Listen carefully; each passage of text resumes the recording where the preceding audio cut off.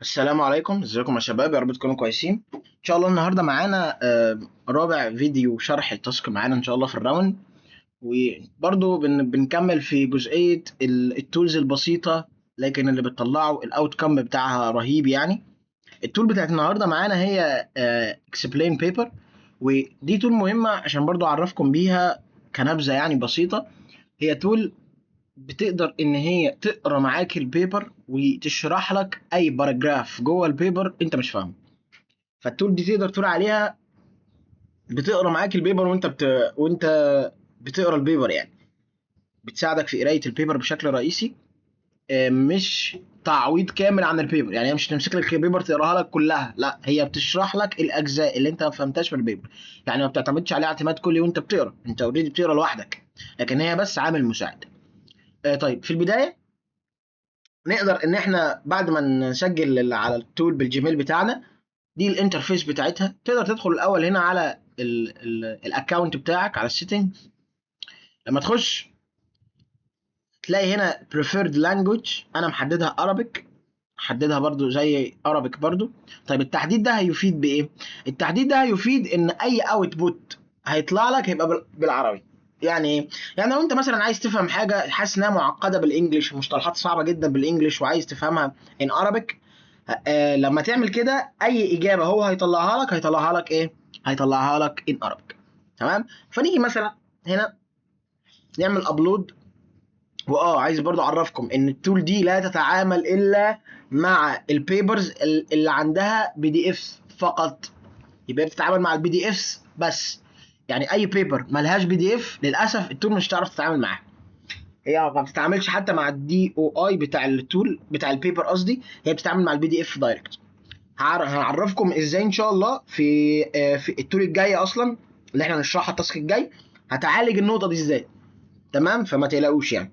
المهم المره دي بس نخلينا في التول دي. هي مديني تو اوبشن، ان انا ارفع لها بي دي اف فايل موجود عندي لاي بيبر، او ان انا احط لينك البي دي اف ده نفسه. لو البي دي اف مثلا موجود عندي على الدرايف وليه لينك اقدر اخده، او حد مثلا عنده بي دي اف، حد من زمايلي يعني شغالين على بروجكت مع بعض، فحد عنده بي دي اف مثلا، فاقدر ان انا اخد منه اللينك بتاع البي دي اف يعني وارفعه هنا. تمام؟ فمثلا انا عندي اوريدي بي دي اف، ممكن هنا اهو ريفيو اهو. ريفيو عنوانه ريفيو اون aspirin mechanism of action and prevention. بعد ما حطيت البي دي اف اعمل له ابلودنج. تمام؟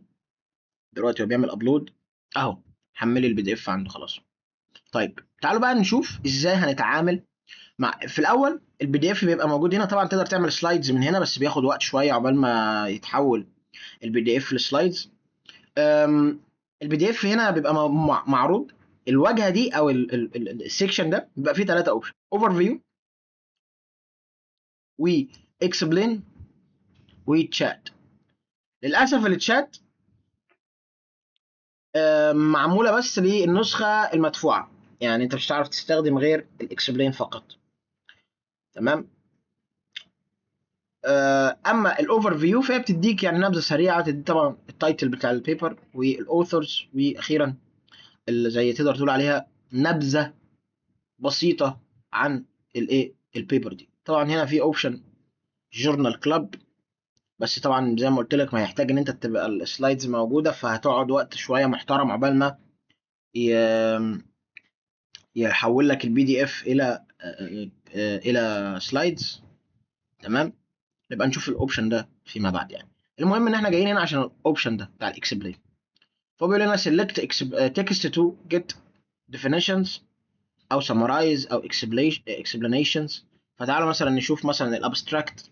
لو جينا حددنا على الابستراكت كده هتلاقيه هنا جه معانا على طول في الاكسبليشن في الاكسبلين.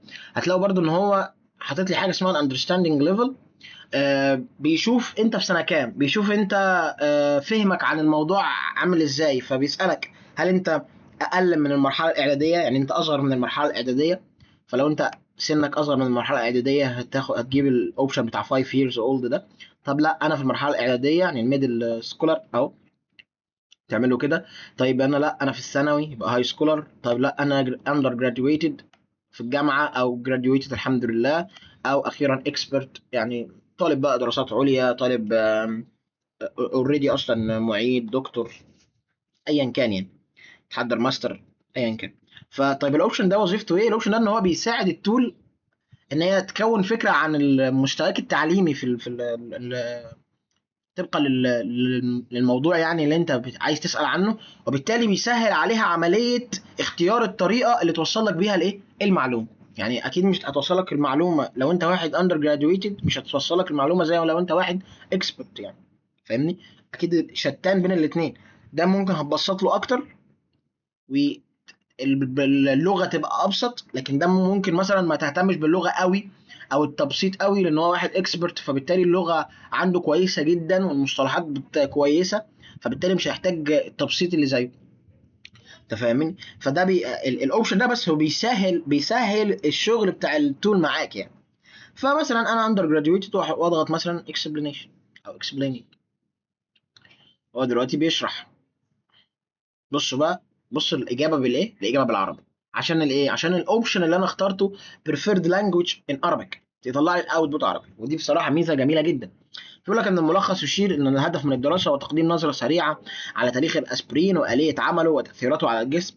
يوضح ايضا ان الاسبرين يستخدم في الوقايه من الامراض القلبيه والسرطان، مع التركيز على الوقايه الاوليه والثانويه في حالات السكته الدماغيه، والوقايه للافراد في مجموعات معينه، مع التأكيد على أهمية التوازن بين المنافع والأضرار. طيب ده لو أنت عايز طبعا الإيه، إن أنت لسه طبعا في البداية وكلنا لسه في البداية. لو أنت عايز يعني الأوتبوت بتاعك أو الرد بتاعه يبقى بالعربي، عايزه بالإنجلش طبعا تقدر تغير البريفيرد لانجوج للإنجلش. وبرده في هنا ميزة إنه مثلا أقدر أنا أسأله سؤال تتابعي، يعني إيه فولو أب كويستشن. مثلا أقدر أضغط على كده بعد ما هو قال لي الكلام ده، فأقدر مثلا أقول له هل الأسبرين أو مثلا أي نوع من أنواع السرطان يساعد الأسبرين على القضاء عليه.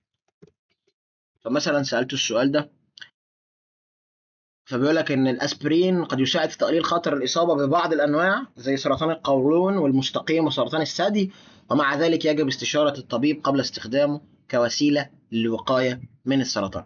فهو كده بيقول لك إن البيبر دي اتكلمت عن إن الأسبرين يقدر إن هو يساعد في العلاج أو تقليل خطر سرطان القولون والمستقيم وسرطان الثدي. تمام. فالأسئلة التتابعية دي تقدر أنت تسألها دايما يعني على بعد من بعد ما تبعت له الاكسبلين يعني باراجراف، ان هو يعمل لك باراجراف معين تقدر يعمل لك اكسبلين. طبعا هنا لو انتوا خدتوا بالكم في اوبشن اسمه ماث اكسبلين، ده للناس بتوع الرياضه والفيزياء لو في اي ايه ايكويشن او حاجه، بس دي طبعا هتبقى مدفوعه للاسف الشديد.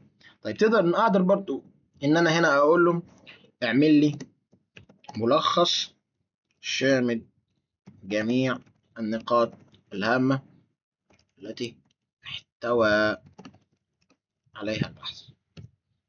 فمثلا اعمل له كده، فيقول لي مثلا اهو بيقول لي يعني ملخص كده شامل، بيقول لي ان الاسبرين طور استخدامه، تأثيرات المضادة زي سي او اكس، كمان الوقاية من الأمراض القلبية، تقليل خطر الإصابة، الكلام ده كله. فأنا قدرت أعمل باراجراف أو سمرايز للبحث بتاعي. أقدر كمان إن أنا في أي، زي ما قلت لكم يعني هو الموضوع سهل بصراحة، اقدر ان انا في اي حته. طبعا التول دي بسيطه جدا يعني، يعني الموضوع طبعا مش بالبساطه دي والبحث نفسه مش بالبساطه دي، لكن انا بقول لكم على تول بسيطه جدا نقدر ان احنا نستخدمها في يومنا العادي. تول مجانيه اقدر اعمل unlimited explanation. برضو عايز اعرفكم حاجه مهمه، انه تقدر يعني الابجريدنج بتاعها اهو من النسخه الفري unlimited highlight explanations. اقدر اساله فولو اب كويستشن، اقدر اعمل امبورت لزوتيرو، ده من الحاجات المهمه. احنا كنا قايلين ان زوتيرو اهو حتى وهنا يقدر يعمل كونكت مع زوتيرو. كنا قايلين ان زوتيرو هو جوكر التولز بتاعت البحث العلمي كلها، تولز الاي اي كلها تقدر تعمل كونكت مع زوتيرو. زوتيرو يعني زي ما احنا ان شاء الله في التاسكات اللي جايه لازم هنشرح زوتيرو، ممكن نشرحه اخر تول نظرا لاهميته الشديده، لان هو تول لا غنى عن زوتيرو يا جماعه. ده يعني ده اكيد يعني قولا واحدا. فهنشرح ان شاء الله زوتيرو في الفتره اللي جايه. اعتقد الفيديو خلص، يعني التاسك بسيط جدا جدا جدا، تول ابسط ما يكون. طبعا اللي هي بتعمله انا عارف ان هو بسيط، ده مش يعني، لكن ده بيساعدك على فهم جزء معين. لو انت عطلت في حته معينه، الافضل ما تروحش لشات جي بي تي وجيميناي وكلود اللي هم ان جنرال، تروح لحاجه سبيشال شويه زي اكسبلين بيبر. طبعا في تولز تانية بتأدي نفس اللي اكسبلين بيبر بتأديه، ولكن بكريدت، بتديك كريدتس مثلا معينه وبتخلص في وقت معين منك، او اصلا بتبقى التول نفسها مدفوعه ما تقدرش تستخدمها استخدام مجاني خالص. فبالتالي اكسبلين بيبر الميزه بتاعتها ان هي بتديك unlimited ايه اكسبلانيشن وانليمتد كويستشن تقدر تسالها للتول على اي جزئيه في البحث بتاعك غامضه. الهدف من التول دي مش ان احنا نقرا البيبر بيها، لا، الهدف ان هي تساعد على فهم اجزاء من البيبر، اجزاء، حط تحت اجزاء 100 خط. احنا مش هنستخدم التول دي ان هي تقرا لنا البيبر كلها او تشرح لنا البيبر كلها، لكن هي تبقى اوبشن معانا، حاجه مش يعني هتساعدنا. واحنا في تول جايه ان شاء الله هنشرحها المره اللي جايه. ان شاء التول دي سهله جدا، يعني قصدي مش سهله جدا، فيها اوبشنز كتيره جدا، ممكن تبقى اصعب شويه من دي، ولكنها بتقدم حاجه اعمق من كده بكتير يعني، شويه يعني.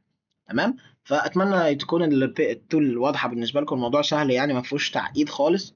وان شاء الله يعني التاسك هينزل لكم على المنصه زي ما احنا متعودين. فما تنساش ان انت تشترك في القناه وتعمل بقى الحاجات الحلوه دي وتشير وتعمل القصص الجميله دي. ولو عجبكم لو عجبتكم التول طبعا اكيد هتعملوا لايكس، يعني عشان طبعا القناه في اولها. التاسك ان شاء الله هيبقى موجود على المنصه زي ما اتفقنا. اتمنى الناس تلتزم، لان الفتره اللي جايه هيبقى فيه شغل تقيل شويه يعني. كان معاكم علي الكوسي، ودمتم موفقين.